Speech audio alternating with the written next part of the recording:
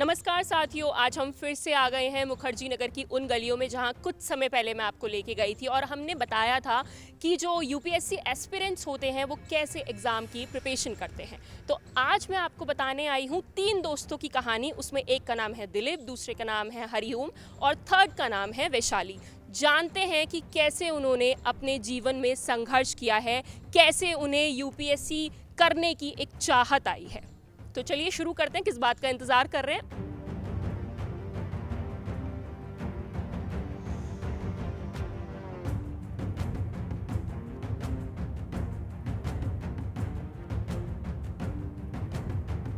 तो मेरे साथ मौजूद हैं 3 लोग, दिलीप, वैशाली और हरिओम। तो चलिए जानने की कोशिश करते हैं कि इनका संघर्ष कैसा था।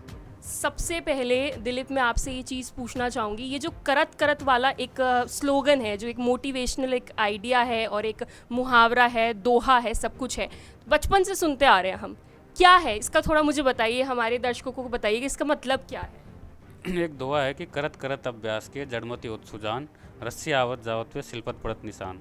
तो कि practice max a man perfect. जैसे हम देखते हैं कि कुएं से अपन रस्सी से पानी निकालते हैं बाल्टी से, तो रस्सी जब बार बार खींचते हैं तो उसमें निशान पड़ जाता है। तो रस्सी एक पत्थर को काट देती है बार बार मेहनत से, प्रैक्टिस से। सेम चीज़ यूपीएससी में अप्लाई होती है। आप बार बार मेहनत करो, निराश मत हो, तो आप एग्ज़ाम को, यूपीएससी हो, स्टेट पीसीएस हो, कोई सी भी एग्ज़ाम हो, आप उसमें सफलता प्राप्त कर लेते हैं। आपने कैसे यूपीएससी की प्रिपरेशन करी और आप कैसी फैमिली से बिलोंग करते हैं। हाँ, तो मेरे पिताजी बैंक में मैनेजर है और मेरी मम्मी जो है टीचर है गवर्नमेंट। और मैं आईआईटी दिल्ली से पढ़ाई करी मैंने, फिर उसके बाद पास आउट हुआ 14 में। फिर उसके बाद मैंने यूपीएससी की कंटिन्यू करी पढ़ाई, क्योंकि सीनियर्स वगैरह ने तैयारी करी। अब यूपीएससी के जो स्टेजेस होते हैं वो आपने कौन से ईयर में कैसे कैसे क्लियर करे वो बताइए। मैंने जैसे 2015, 16 और 18, 19, 20 3 मेंस दिए हैं। और 18, 19, 20 तीनों मेंस क्लियर हुआ, तीनों में इंटरव्यू दिया मैंने।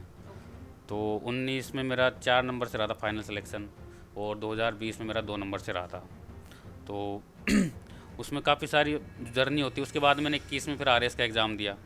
जहन में कैसे आया कि यूपीएससी नहीं हो रहा है तो छोड़ देते हैं और आरएएस को ऑप्ट कर लें। हाँ, नहीं छोड़ने का नहीं था मेरा। अच्छा, तो अभी तक आप हिम्मत हारे नहीं हैं इन शॉर्ट। नहीं, मैंने नहीं, ये था कि ठीक है आरएस का देकर ट्राई करते हैं। दोस्तों ने बोला कि एक बार आरएस का एग्ज़ाम दे ले, तैयारी है। मैंने ठीक है, तो एक आरएस का एग्ज़ाम दिया। फिर मतलब आरएएस आपके लिए एक ऑप्शनल एग्जाम है, यूपीएससी आपका मेन कंसर्न। हाँ, मैंने आरएस का सोचा भी नहीं था कि मैं आरएस की तैयारी करूँगा, बट ठीक है दोस्तों ने बोला तो मैंने दिया एग्ज़ाम आरएस का। प्रीलिम्स हुआ, फिर मेंस हुआ, इंटरव्यू हुआ, फिर सिलेक्शन हो गया। तो वैशाली, मैं आपसे एक चीज़ पूछना चाहूँगी, लड़कियों को बहुत ज़्यादा कम फ्रीडम मिलती है, आगे बढ़ने के मौके कम दिए जाते हैं, जबकि आज के ज़माने की हम बात करें तो लड़कियां लड़कों से ज़्यादा आगे हैं। मैं अपनी बात नहीं कर रही हूँ, मैं हर लड़की की बात कर रही हूँ। तो इसमें आप क्या कहना चाहोगे।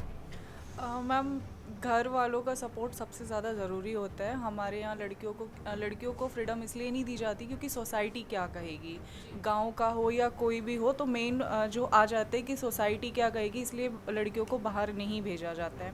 बट मैं बहुत लकी हूँ कि मेरे मम्मी भाई ने मुझे यहाँ तक भेजा है और इतना सपोर्ट करते हैं। मुझे नहीं पता सबकी फैमिली कैसे सपोर्ट करती है, पर मेरे मम्मी भाई मुझे हमेशा मेंटली, फिज़िकली, इमोशनली और फाइनेंशियली बहुत सपोर्ट करते हैं। तो शायद मैं उन्हीं की वजह से आज यहाँ पे हूँ। तो क्या सफ़र रहा आज तक का, जैसे विषय है संघर्ष, तो कैसा संघर्ष आपने किया, यूपीएससी की चाहत आप में कैसे आई। मैम, मैंने यूपीएससी की जो मेरी सबसे पहली चीज़ आई थी वो आई थी मेरे गांव से ही, कि मैं गांव में देखती थी कि लोग कितना संघर्ष कर रहे हैं। जो छोटे छोटे गरीब लोग आते हैं वो बहुत संघर्ष में हैं। तो मैंने ऐसे ही वहाँ पे अपने ज़िले में जब मैं जाती थी तो वहाँ यूपीएससी के जो डीएम वगैरह हैं, एसडीएम वगैरह हैं, वो आते थे, दौरा करते थे। तो वहीं से बस एक चाह आई कि मैं भी कुछ कर सकती हूँ इस पद पे आके। यूपीएससी का अभी तक आपने कोई एग्ज़ाम वगैरह दिया है, कुछ एग्ज़ाम की प्रिपरेशन क्या क्या चल रही है आपकी। मैम, मैंने अटेम्प्ट दिए थे। एक तो मेरा ऐसे ही हो गया था फर्स्ट, जब मैंने दिया था तो थोड़ी सी जब मेरा मन हुआ था तो मैंने ऐसे सिर्फ दे के देखा था कि कैसे आता है यूपीएससी का। उसके बाद थोड़ा मैंने जब स्टडी शुरू की थी अपनी, तो उस बीच में दे दिया था जबकि मेरी पूरी तैयारी नहीं थी। थर्ड अटैम्प्ट मैंने थोड़ा सा तैयारी होके दिया था तो मेरा उसमें हो नहीं पाया था। तीसरे एस्पिरेंट्स मेरे साथ मौजूद हैं, हरिओम। क्या बताना चाहेंगे दर्शकों को, कैसे संघर्ष किया, क्या कहानी रही, कितनी बार अटेम्प्ट दिया। यूपीएससी में मैंने 4 अटैम्प्ट दिए हैं और मैंने मेंस भी लिखे हैं यूपीएससी में, बट मुझे अभी तक यूपीएससी में सफलता नहीं मिली है। और क्या कारण रहा हरिओम, जो यूपीएससी के एग्ज़ाम में मतलब टफेस्ट एग्ज़ाम माना जाता है, क्या कारण रहा जो आपको सफलता नहीं मिली। मैम इसके हर बार अलग रीजंस रहे हैं। जनरली जब मैंने 2020 में फर्स्ट अटैम्प्ट था, उस टाइम मैंने मेंस लिखा था यूपीएससी का, तो मेरा प्रीलिम्स अच्छा था, तो प्रीलिम्स निकल गया। उसके बाद बट कोविड था, तो उसके टाइम मैं आंसर राइटिंग नहीं कर पाया, तो मेरा 2020 का मेंस क्लियर नहीं हुआ। फिर उसके बाद सीसेट मैंने पढ़ा नहीं, तो 21 में मेरा सीसेट फेल हो गया। उसके बाद मैंने सीसेट पे काफ़ी कमांड करने की कोशिश की थी, बट यूपीएससी का जो लेवल है सीसेट का और ऊपर गया, तो मेरा सीसेट क्लियर नहीं हुआ। जो अभी नए एस्पिरेंट्स आ रहे हैं उनको क्या बताना चाहेंगे, कैसे एग्ज़ाम की प्रिपरेशन करनी चाहिए? सबसे पहले तो यही है कि आपके पास अच्छी डायरेक्शन होनी चाहिए, गाइडेंस होनी चाहिए यूपीएससी के लिए। जैसे आप किसी भी एग्ज़ाम को देखेंगे तो सबसे पहले उसका सिलेबस देखना चाहिए आपको, फिर उसके अकॉर्डिंग आपको देखना चाहिए किस तरीके से क्वेश्चन पूछती है यूपीएससी प्रीलिम्स या मेंस में। तो इसके लिए आपको पीवाईक्यूज़ पढ़ने चाहिए।